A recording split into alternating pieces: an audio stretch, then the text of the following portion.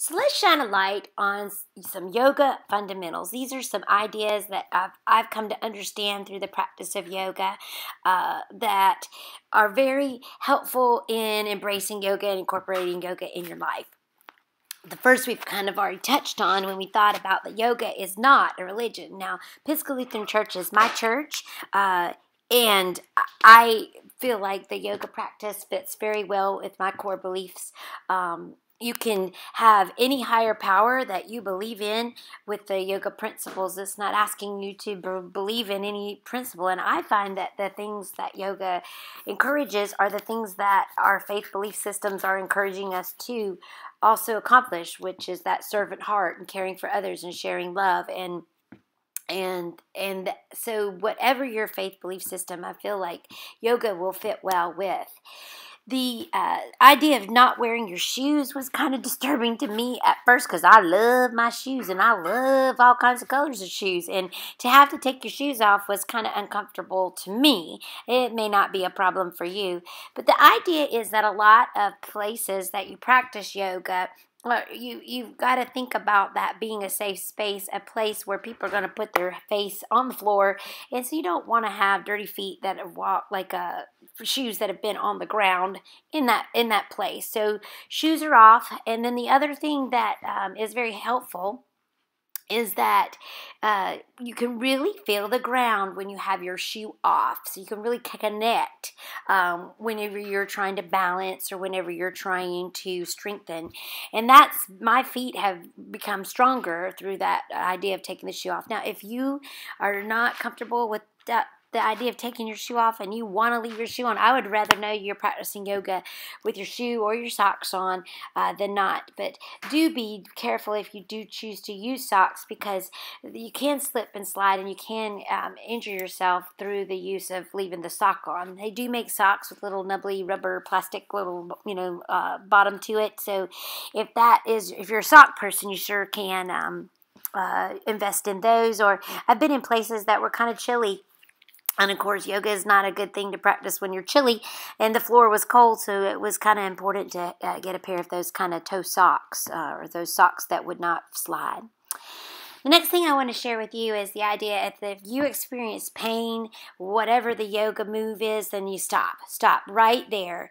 It's not about pain. It is about that stretching feeling that it feels so good to stretch, and it may be uncomfortable or you may feel that stretch, but it should never be about a sharp pain. And if you ever do experience that, you need to take yourself out of that particular movement opportunity, and you need to revisit in a way that works for your body. It is all about what works for your body. So your yoga practice is very individual. It is not about what anybody else can do. And I was just reading an article that said a lot of times when you see yoga advertised, it's always about an advanced move that you kind of see on the cover or with the illustration with the article, but it's not. Yoga is for everybody, and there are ways to do movements that are comfortable for your body. So I like to teach with the bus stop method.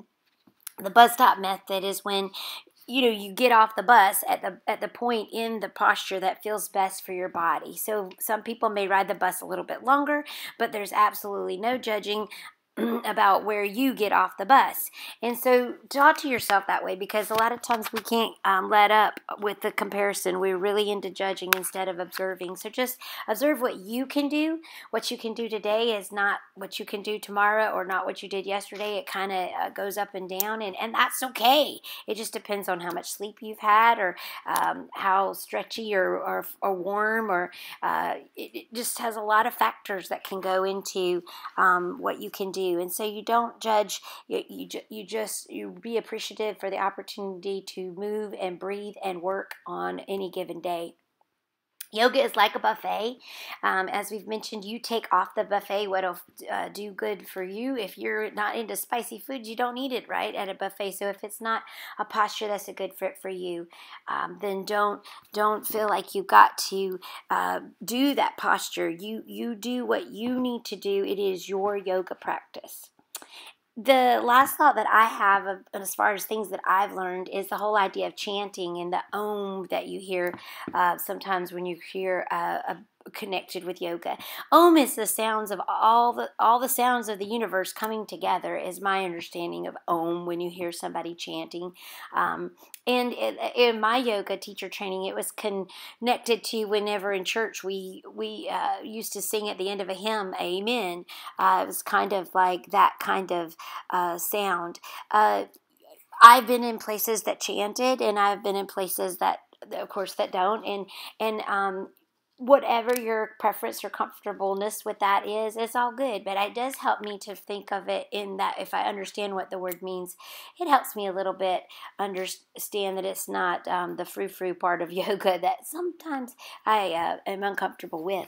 So what are your questions? Let me know what kind of things that you've kind of had an understanding about with yoga that has made you itchy, scratchy, because those are the things we want to clarify, and we want to make it so that yoga is accessible to you. So what do we need to debunk or demystify, or what kind of questions do you have? Ask those questions and we'll get that sorted out, and you'll be on your way to yogaing.